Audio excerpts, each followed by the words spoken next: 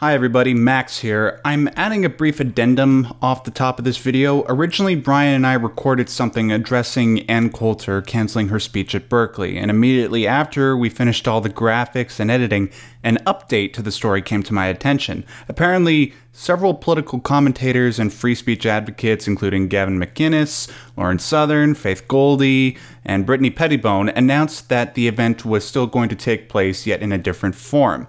It seems that one or several of the attendees will read the text of Ann Coulter's speech in her absence. Now look, this news literally just dropped, so I haven't had the time to form coherent thoughts on this. All I know is that tomorrow is going to be crazy. So make sure you keep your eyes and ears glued to social media, and especially make sure they're glued to the Honey Badger Brigade. That's about it. On with the original video. Hello, ladies and gentlemen. I'm your friendly neighborhood Simpsonskin, Max Darrett, and sitting to my left is Brian, the Doge in charge, and we have some breaking news for you, some surprising news, actually, that came out a couple hours ago. What was expected to be sort of a new entry in the quote-unquote Berkeley saga that we've all become familiar with over the past few months was canceled at the last minute. Following three previous violent clashes over the issue of free speech, you know, obviously one was the one that happened in February involving Milo Yiannopoulos. The most recent one, I can't remember if there was any specific speaker talking there, but, you know, Lauren Southern was there, and there was, you know, the Moldy Locks meme and the woman being punched. That was just like a pro-Trump rally, pro-free speech rally. That the second time, it's just a bunch of supporters of those ideas. Exactly, and since then, the whole concept of the free speech rally has sort of become an online meme, and people were looking forward to what was going to be happening next on the streets of Berkeley in respect to the issue of free speech. Well, people were expecting the next chapter to involve Ann Coulter. See, she was supposed to speak on the campus, you know, Ann Coulter, the famous conservative commentator and provocateur, and people were expecting that it would lead to another clash between ideological opponents. However, just a few hours ago, she announced via her social media that she would be pulling out due to a number of reasons. One, she lost the group backing of the conservative groups that were funding her appearance. One was the Young America's Foundation, another was the Berkeley College Republicans. Now, due to this, she figured she could not go because the group would not be able to provide adequate security for her. And, you know, it makes sense. She doesn't really appear to be the most fortuitous woman. I think that's the word. She doesn't come across as she's like 110 pounds soaking wet. It looks like so. Yeah. Not the hardiest woman. She's not a corn-fed, you know, cow punching type lady. But yeah, small woman. And I guess so the YAF and the BCR, they could not get the funding together in order to provide her with adequate security to make her essentially feel like she could go to this thing safely. Is that right? I think so. That might be the reason why, but the main reason that both of those organizations are citing is that they couldn't guarantee the safety of the people that would be participating and viewing the speech. Mm-hmm. And also, this is another piece of interesting news. Apparently, the school was willing to accommodate her. I believe one of the main executives that works at the University of Berkeley, or whatever it's called, said that they have two main obligations to you know, university life. One is free speech and one is the safety of their students. And they said we'd be happy to have Ann here if she would come next week on specifically May the 2nd, where they could provide her with an indoor protectable venue. But apparently she rejected that, and I'm not really sure why. Apparently maybe she couldn't make it at that time, or maybe she wanted more of an audience, because I'm seeing some conflicting viewpoints online. Like I see one of my favorite political commentators, Zach Kai T, offering his thoughts on that particular issue, and he says, well, I'll just read out his tweet and just try to link what I mean afterwards. He says, the meme of the free speech rally needs to end. That's not what this is about anymore. It's about the suppression of political opposition. Mm-hmm. Some people are sort of wondering maybe the reason why Ann wanted to go in the first place and people wanted to participate is because they didn't really, I mean, they probably did care about free speech, but it's also more so because they just wanted to beat in the faces of Antifa. I don't know if that's the case. Maybe that's the prevailing group think. Maybe that's a very small minority. I don't know. Brian, what's your view on that particular issue? Well, God, it's so much that I'm pretty angry at this entire situation. I don't even like Ann Coulter that much, and no. but I gotta, this isn't about her. This is exactly what that guy T says, and I'm guessing that T and I we see eye to eye on a lot of things with regards to government and everything else. And even though, like I said, I'm not the biggest fan of Ann Coulter, this is about the ability to put the ideas out there. I can't help but and to be able to put the ideas out there without fear of essentially violent retribution. And a part of me thinks, well, yeah, if you've seen all this has been going on with Antifa and these protests and the property destruction and the beatings and everything, it seems like every time another one of these clashes happen, it gets more violent and more dangerous than the one before it. So I think it's completely understandable if Ann Coulter genuinely was like, I'm afraid for my safety. I don't think I can do this.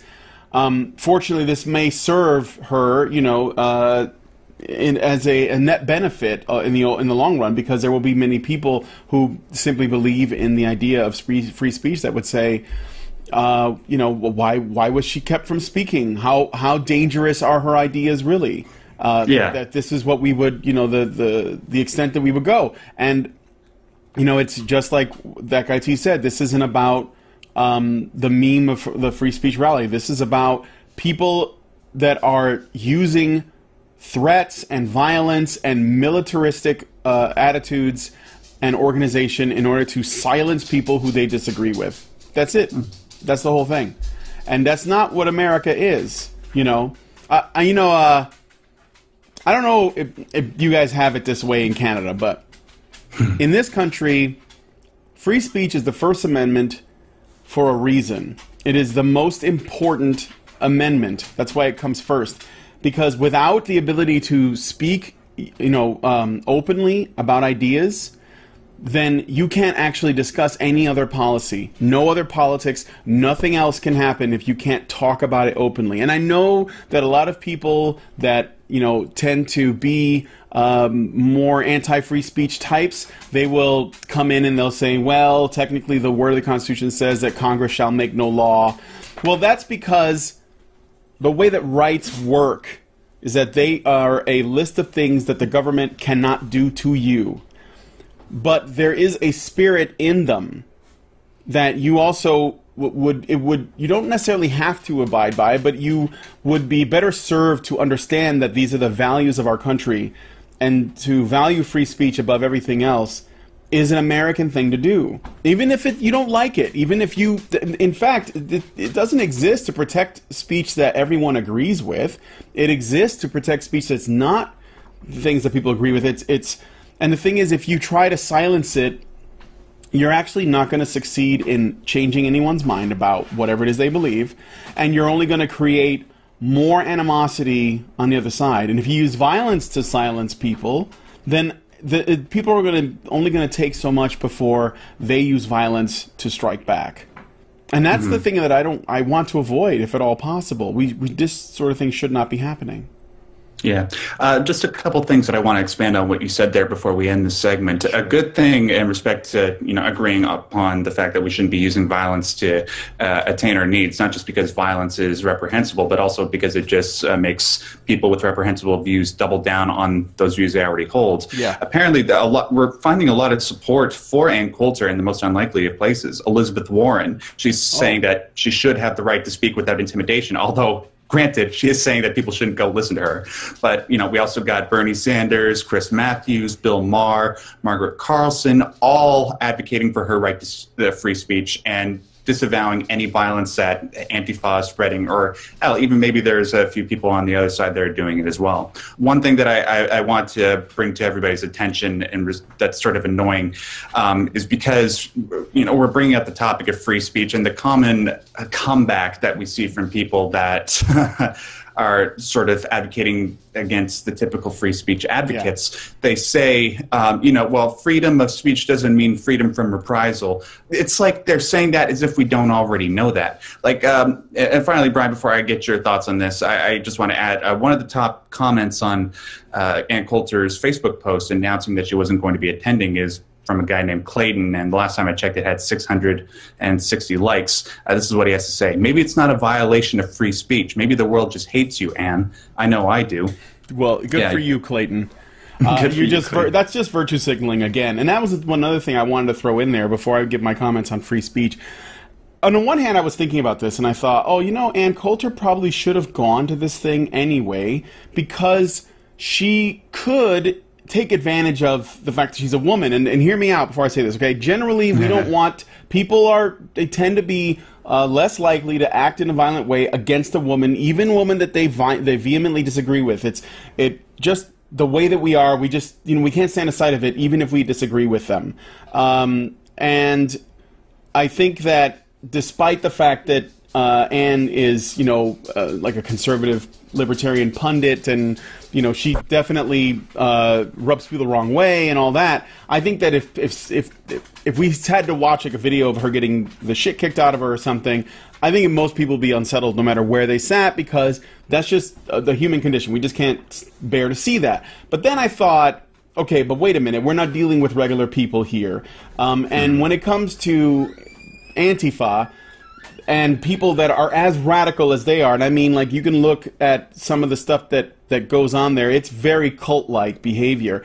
The people like Ann Coulter cease to be women, in the same way that people like, basically women who are not towing the line and not thinking as they do become non-people, and they actually end up as bad, if not worse. It's kind of like conservative... you know, minorities that are arguing against the progressive minorities, for example. They basically lose their woman card or their black card or whatever. So I had that thought, and then I started to think again. I was like, oh, maybe it probably wouldn't be so good for her, because people like Clayton makes it pretty clear that he just hates her, and the fact that she's female doesn't play into it. In fact, it makes it worse, because she's not towing the line in the way that she's expected to.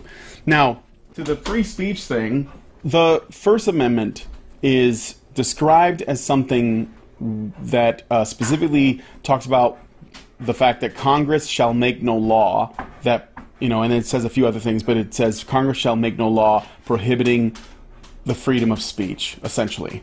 And this is the reason why people who are not free speech advocates use that framing, where it's like you're free to speak, but you're not free from consequences.